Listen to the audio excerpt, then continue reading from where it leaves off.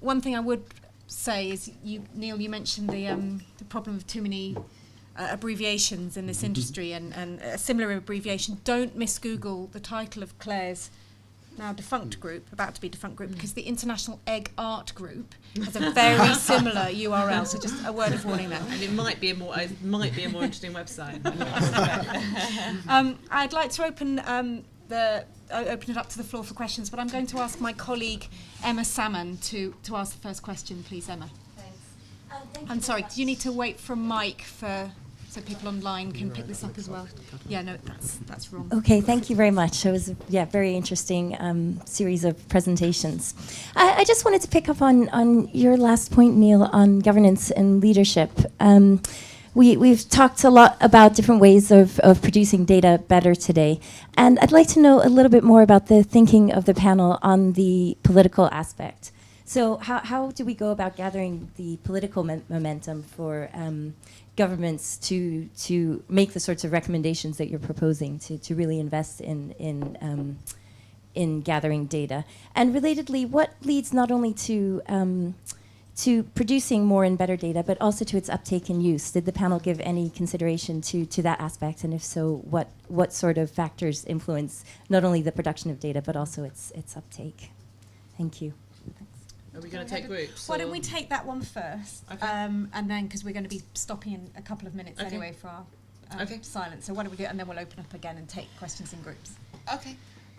Political momentum. I mean, to some extent, we are doing what we can in terms of carrying on the conversation, talking to people. We've had briefings with member states in New York, which the report was very enthusiastically received. And obviously mobilising the sort of momentum that can be created by the various UN agencies that were represented on the group and so forth. I mean, to some extent, I would throw that back to people in this room. Political momentum is not really created by expert panels. It's created by civil society organisations, by those who speak to governments, by the media and so on. So I kind of think, we will continue to do what we can, but clearly it's not within the gift of this group as currently as it was constituted to create that political momentum. That's a broader challenge, and I know it's one that a lot of people in this room are actually working on right now. In terms of producing and using, I think it's probably fair to say that there were more producers than users of data represented on the group. So we did talk more about production.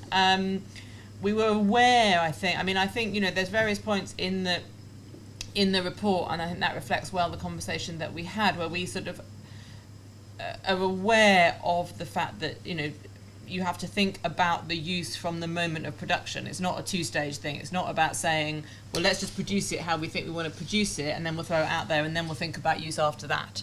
I think we would see it very much as a sort of, the word we kept coming back to was ecosystem, a sort of continuous process of feedback and a sort of a group of people which includes producers and users, all of whom have to be involved in the decision making and the governance of, what, as I say, we sort of thought of as an ecosystem. That isn't quite an answer to your question, I know, and I think it does reflect perhaps the sort of thinness of that part of the conversation in the group, and perhaps an area where more, where some of the things that we talk about could usefully be expanded by other people.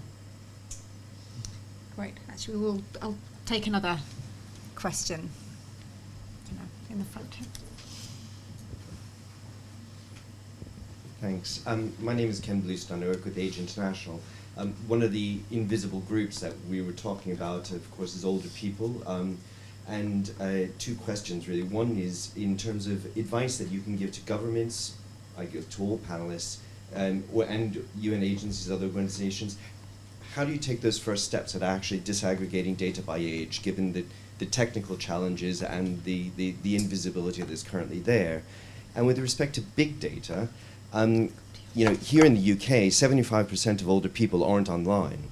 So isn't there a risk that if we're relying on access to technology, that what we're doing is we're creating a picture that actually marginalizes? So how are you taking this into account? Right. Neil, do you want to answer the first? Okay. Well, I think in terms of getting better information on age, I think the report itself mentions a lot of thinking about civil registration services, and that in developed countries has been the route to getting much better demographic information. So if you can register births, marriages and deaths, you're going to be sort of a long way towards having very, very rich information that's about counting every individual, getting their age, and then obviously you can have models then that pick that up and give you a sort of profile of society. So that's an example where if you sort of systematically collect the information, you've got really, really powerful data that will allow you to understand the composition of society. Obviously, you need to do other things, or migration patterns and things like that can affect your statistics at a national level. But this can be done, and I think it's not a surprise that with the call for the leaving no one behind, the call for more disaggregated data, that the idea of civil registration services being one key area. Sorry to interrupt. We start our 2 minutes silence.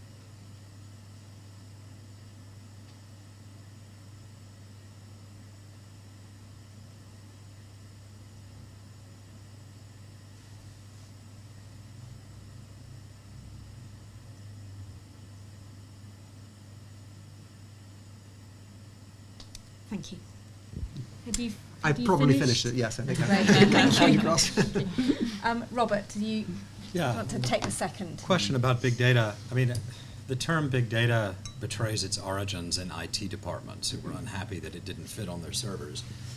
The term suggests that it's okay to generalize about this vast, diversity of different kinds of information. And I think you have to, one has to understand kind of where you're going to run into issues of representativeness that limit its utility, and where there's still utility in these data sets. So the example that I showed of people complaining about food prices, you have to have thousands and thousands of messages about people complaining about food prices before you get representativeness, because you're trying to measure an indicator there. And for parts of the country where people aren't on social media, you can't get a read on it through that technique, period. It doesn't work. Parents saying they're not going to vaccinate their children. If in an island in Indonesia with 1 million people, you see 10 messages a day, and then 20, and then 30, and then 40. None of those are technically representative, but there's a trend that probably justifies investigating. A country in sub-Saharan Africa with no history of Ebola, and someone gets on Twitter and says, I think my sister has Ebola. You need one message to be very, very worried, because you're trying to detect an event. You have to sort of know these data sets and figure out where their utility is and what their limitations are on a case-by-case basis. It's probably pretty unlikely that the young people are going one way after an earthquake and the older people are going another way. You can see the data on mobile phones, so this is sort of, you have some members of the population who are behaving in a certain way, but in terms of where people go to markets, where they go for healthcare, there may be profound differences. So again, you have to study these data sets, you have to try to ground truth them against hard statistical evidence, figure out the limitations in terms of where they can be applied, and as Google learned the hard way with flu trends, keep rechecking your models to make sure that people's behavior hasn't changed. More old people getting online because grandchildren are on Facebook may mean that you're actually seeing more content and you weren't 2 years ago. So who knows? But you can't apply a sort of one-size-fits-all approach. Right, thank you. Okay, we'll take a couple more. Hi, thanks. Neva Freshville from CAFOD, and my question to the panel, first of all, to welcome the report. I think it's an incredible achievement in a very short amount of time. I don't have a perfectly worded question, but I think the question that I want to ask is around the approach that the panel takes and the broader data revolution conversation. Participatory research throughout the post-2015 process has shown that people living in poverty and experiencing marginalisation can have an active role in collecting, understanding, analysing and disseminating data about their own realities. I think one of the shifts that the post-2015 development agenda can give us is a movement away from a top-down approach to development, but something that's more inclusive. I wondered if this is something that has been taken on board or part of the discussions within the Data Revolution group. Okay, thank you. In the back row in the check shirt called David.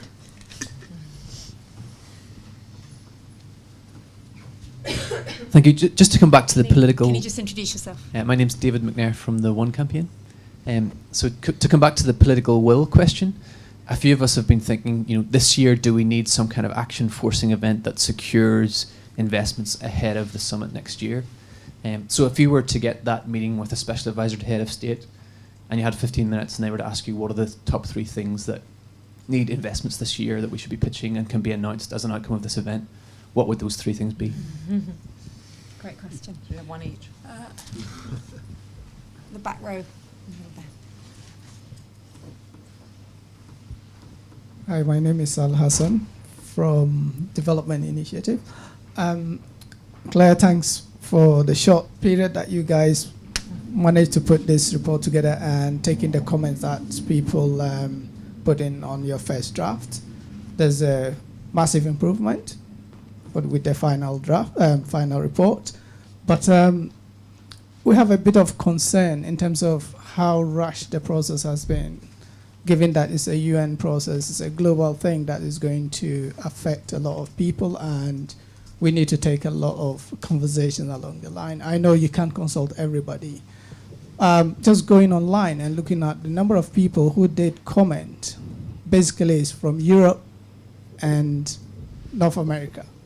And it will be, if you analyze them, there are about 10 organizations that input into a document which is for global consumption. And for me, and for DI, it's a very big worry.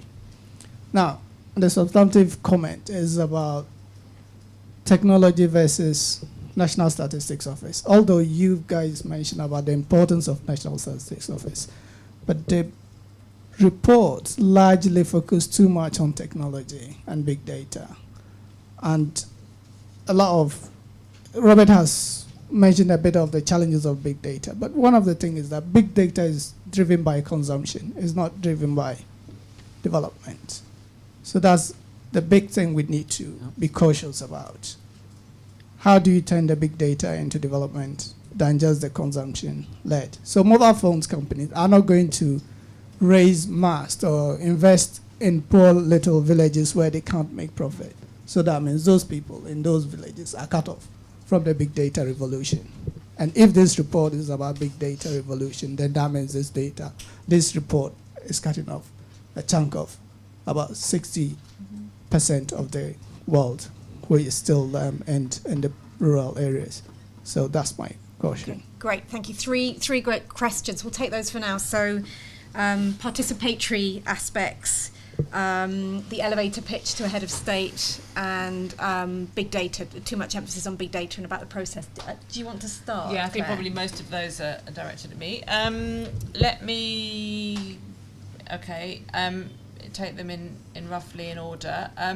Responding to Neva in terms of participatory research and inclusion, I mean, I think that's one of the general things that have been particularly exciting about the data revolution conversation, and I think that was reflected in the group's discussions, is the potential for various, for a whole combination of things to for more and more people to be involved in both the supply of and the use of data. And I think, I'm probably, obviously, there are different ways of framing this within the report. I think that certainly was one of the things that the group felt was one of the aspects of, not the only aspect, but one of the aspects of the data revolution that we wanted to highlight, that I think, comes across to a certain extent, is the expansion in the range of people who can be involved in both producing and using data, and the centrality of open data and other kind of governance arrangements for making that happen and for that sort of interface. And also of integration. One of the big themes of the report continually was of integration of different data sources, and by this we're not just talking about mobile phones and surveys. It's also, I think, an integration of some of that, some of the qualitative data with the quantitative survey data, for example, and there are all kinds of examples of where that has increased understanding. Integration of other types of citizen-generated data, feedback data, into political processes as a response to political change and also as a driver of that change. So I think this is just part of the architecture. I don't think you necessarily need to make a sort of special plea for it, or that we need to somehow put it apart as a kind of separate, here's the civil society bit, this is the participatory bit. It's part of the story. And I hope that comes across in the report. On the consultation, what can I say? Yes, we know the limits of the consultation. You can look at it, it's very much a game of two halves. On the one hand, we think, although it's rather difficult it's surprisingly difficult to prove, we think that this is the first ever UN report that was put online as a draft for consultation. So that's the glass half full. On the glass half empty, you only had 3 days to do it, and we apologise for that. It's sort of, we know the story, and that is the story as it was. We would all have liked more time for, we would have liked more time for the writing of the report. We would have liked more time for consultation on the report. We did have, as well as the 3-day consultation on the draft, we also did have, as many of you know, because you contributed to it, a website that was live for the first thing we did when we sat down to work on the first day of the process was to start setting up the website, which also became an important forum for consultation. We received a lot of comments in different areas. We received a lot of email submissions and things, all of which were read. So it would be a mistake, I think, to concentrate, consultation on the draft was clearly a very important part of the process. It wasn't the only part, and we did, as I say, put quite a lot of investment up front in getting that up and running as soon as possible. So I'm absolutely the first to admit that it was imperfect, and I do apologise, but, we did the best we could with what we had. In terms of technology, 2 things there, I think. Again, I think, this is a matter of interpretation. If the report had been written by a different group or a different author, it would have looked slightly different, of course, and we all know that. I'd just say 2 things on technology. Well, 3 things, actually, on technology.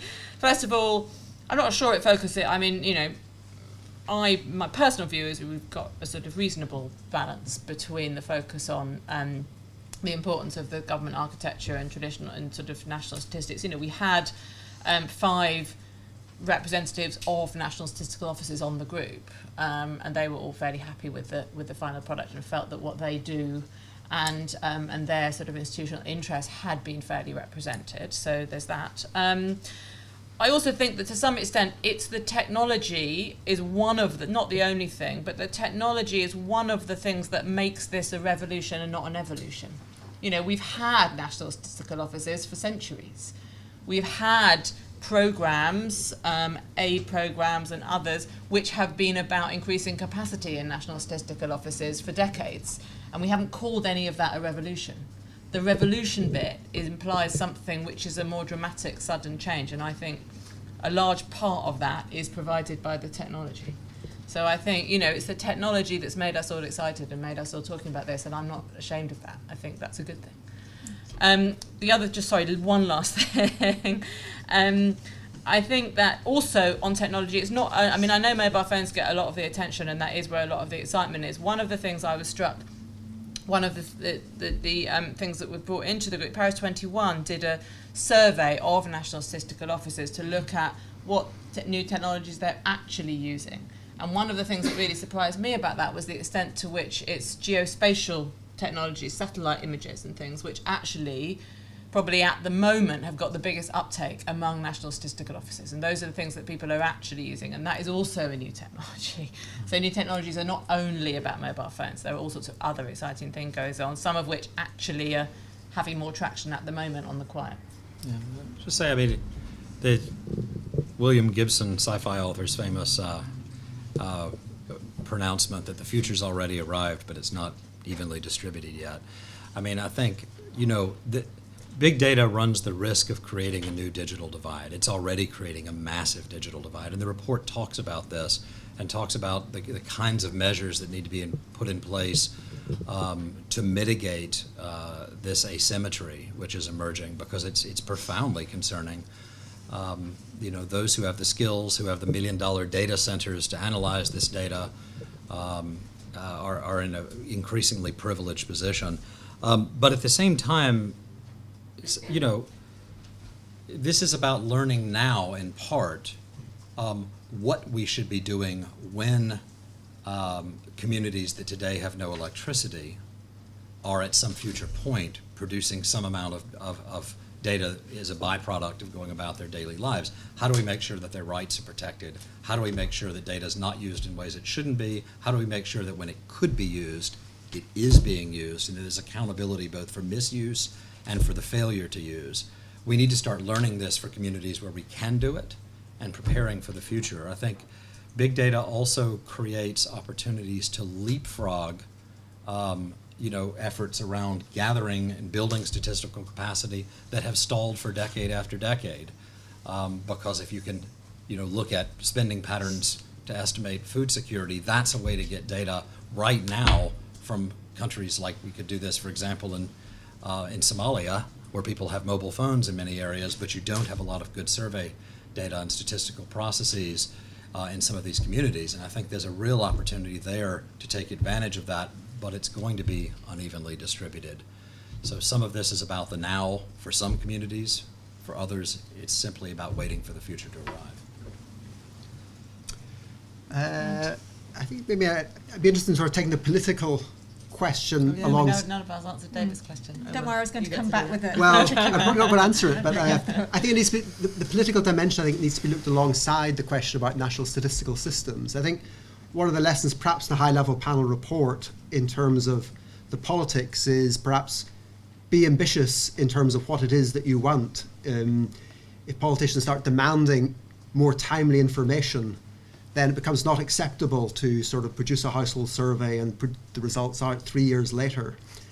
At the same time, you do have to temper that ambition and what technology can do with the reality of how long it takes to produce statistics in the traditional way. I think one of our experiences over the last 15 years in terms of building statistical capacity is that where you try to align the politics with, you know, to align the statistics with what is it that's demanded by the political leaders, what we tend to find is a lot of the national statistical strategies have been over-ambitious. It's been sort of wish lists of we want all these things. There was a very interesting presentation last week from Yusuf Murangwa, the head of the National Statistics Institute in Rwanda, and his experience of planning national statistics in that country has been by starting quite a low base and having quite a tight focus on the key basic sort of statistics that they wanted to produce. They were able to make progress. Around 2004, they became a lot more ambitious, and for about 3 years, they sort of slightly lost focus by trying too much. And he felt that they were actually only really able to make progress whenever they reined in those expectations. So it's complicated messages for politicians. On the one hand, be ambitious. On the other hand, be realistic. And I think this comes back to the challenges of how you do continue to develop national statistical systems that provide a lot of the basic statistics, but how then you can use technology to fill in the gaps I think there's a sort of question about fitness for purpose of statistics in terms of making decisions. You need to be aware of the limitations of all of these big data things. But I think we're moving to a world where there's no longer a single version of the truth. In the past, a statistical office might produce a number. That was the answer. There wasn't anything else available. We now got conflicting sources of information. And actually, you could sort of say, well, now we know nothing. But in fact, these conflicting sources is telling you more, but it requires far more sophisticated analysis. And I think this actually leads on to the question about the poverty and the perceptions of poverty and the participation of people. I mean, I do think there is an important role for the top-down statistics. You know, you don't get good quality statistics without planning. At the same time, people's experiences of poverty are really important. And I think if you've got a sort of $1 a day estimate, that tells you one thing about poverty. If you've got multiple deprivation indices that give you a sort of more nuanced view of the different types of poverty people experience, by putting these two different sources together, you actually end up with a richer understanding of the challenges that face people. So I think there's room for the top down and for the bottom up. And I think it is technology actually that enables those voices to be heard of people which otherwise wouldn't be heard in terms of what their own circumstances are. And Claire or Robert, I know the report obviously had recommendations, but they were fairly high-level recommendations. Are you able to drill down and come up with something specific? If you did have 3 minutes in an elevator with a special advisor of a head of state, what would you, Robert first, what would you ask her or him to do? Yeah, I mean, I'd be biased toward a recommendation related to big data, but I think, you know, like the report sort of states that big data should be recognized, and data in general, not big data, I mean all data now, this new world of abundant data, we have to recognize this as a new natural resource, right? And we need to create the kinds of frameworks to ensure that we as a society are effective stewards of it. I think that, you know, what we see right now is it's a natural resource, but it's not a natural resource the way wind or water are natural resources. It's the way that nuclear energy is. In its raw form, it is harmful, certainly in big data and all the privacy issues, it's harmful to human life. Its nature is to leak. Its nature is to contaminate. You can't future-proof a data set against re-identification and misuse. You think it's anonymized, turned out not to be when you combine it with something else. And I think what we now see is every company's pushing the envelope on what they can do with your personal information. On one side, privacy regulators, particularly in the EU, which people are now taking these laws and copying and pasting into their law books in all countries all around the world, very, very rigid laws in terms of how data can be reused when there isn't even space to do the research to learn how it can be used in these new ways. And I think what I would suggest is to take urgent action to put in place regulatory frameworks that take a balanced approach in enabling innovation and maximizing potential for innovation, both in terms of using the data and in terms of mitigating the risk of misuse. Right now, a lot of the conversation around big data is being driven by fear and a sense of betrayal and this broken social contract around how it's been misused. It's not being informed by the growing body of evidence that it can be used for good. Okay. Anything? I would say that and more money, Right. investment. Okay, that's simple. Let me take, we've got about 10 minutes left. Let me take, are there a couple of questions to which the answer is likely to be quick? We have the mic at the back now. Thanks. Hi, it's Jack Cornforth here from Civicus and the big development data shift. I'd be very keen to know what's next for the IEAG. Do you have any plans? But perhaps more specifically, how can we, everyone in the room, as well as the stakeholders we work with, actually engage in discussions about fleshing out what some of your recommendations mean and should look like in practice? Another great question, thank you. This lady here. Hi there, it's Stacey from Restless Development and the Big Idea team. I just have a question around, you talk in the report about bad data and the risks of bad data, but I'm interested to hear maybe specifically from Neil about the idea of good enough data. And when there's pushback, when the citizen-generated data or big data is being produced, that official statisticians don't want to take it into their institution because it's not good enough, it's not good enough quality, or the alternative is no data. So how do you build the political will for good enough data? And certainly within the institutional capacity building conversations that are going in the UN, they're not. So how do we recognize that it's not there, and how do we bring it up? Great. Claire, start. Okay, on the what next? To some extent, we don't know. I mean, our report was hand it over, in sort of the official bureaucracy of it is that we hand it over to the UN Secretary General, and he's the one who decides what next. We've offered him our wise words of advice, and kind of then we sit back and see what he wants to do with it. So officially, we don't know yet. I mean, I suppose whatever happens, then I hope that what we have been able to do here is to capture and reflect some of the kind of excitement and all of the things really that all of you are doing, that Participate have done, that development initiatives have done, that, yourselves are doing through the data shift, that all that kind of interest and excitement that has been generated around this conversation, and kind of organise it a little bit. And my hope is that what we've been able to do is to take that, absorb it, and reflect it back into something which starts to look like an actionable programme, and which then will inevitably be some parts of it, we hope, will be taken up by the UN and put in through a more bureaucratic system. Other parts of it perhaps, will take on a life outside of that and will become initiatives, that involve different groups of people in different ways. But I think, yes, so my hope is that what we've done is sort of mark a point in the conversation where we can start to move on from what is this thing, what it's all about, what is the roles of different people, into a more action-focused agenda. And that was our ambitious. What exactly that is and who exactly does it, it's kind of too early to say. I wish I could be more specific. I'd love to, this is so exciting. I kind of want it to carry on, but. I think that's a great question in terms of the fitness of purpose of data. One of the inspirational examples I've come across in the last year has been where a company has been using satellite imagery of cities, and this is purely sort of private sector development initiative. So they go into an area, they do a little bit of sample surveying, understanding the characteristics of certain household surveys. They then marry that up with satellite images of what those buildings look like, and then they sort of extend that across the city to sort of work out a sort of profile, socioeconomic profile of the city. There are all sorts of flaws in this.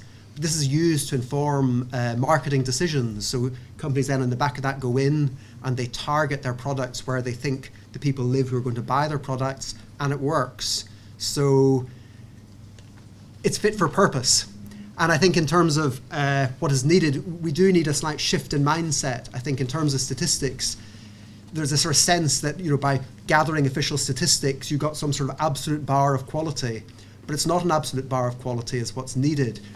What's needed is what are the questions that you're trying to answer, and how can we use this information to help illuminate those questions. I think what it means is a coming together of policymakers and analysts. I think we need policymakers to be much better analysts, to understand the data, to help them understand for themselves the questions they're asking.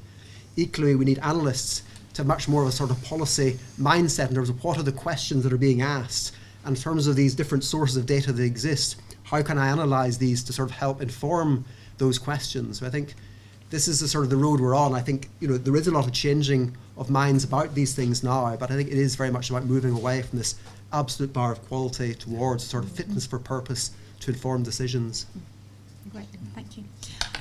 Okay, did you? So just on the mindset change, so I was talking to the head of the Federal Emergency Management Agency in the US, and in 2010 they started tracking disasters through social media for the first time. 1,600 tornadoes strike the US Midwest. Climate change, anyone? And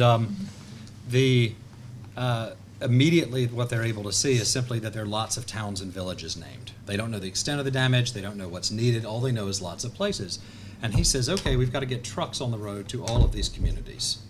And they said, with all due respect, Administrator, you're out of your mind. That's very inefficient. These supplies will sit there, on these trucks unused. Well, let's just wait 20 hours until the satellite flies overhead. We can get a very precise estimate. And he said, you guys don't understand. We're not making widgets here with optimal efficiency. What we're trying to do is to change the outcome for that population that needs supplies in the first 24 hours. How do we change the outcome by leveraging the speed, even at the cost of accuracy? And he said, you could just see the light bulb kind of go on, and everybody got it. Oh, we have to change the outcome in the next 24 hours. How do we do that? Well, we have to make a different kind of decision based on a different kind of information. What we know is a truck needs to go to each of these 33 places. Got it. Once he gave permission for them to sort of make that decision and deal with the consequences of having the supplies shipped back 6 months later, they began to see this culture shift. And I think there's a nice analogy there for what we need to see happening in public sector institutions overall. Thank you. Thanks, Robert. Well, I was going to say, I'm not going to try and sum up what's been discussed today, so I think that's a great note to finish on. So thank you so much to my panellists, to Robert, Claire and to Neil for coming. Thank you all for joining us at the barricades. Thank you. Thank you.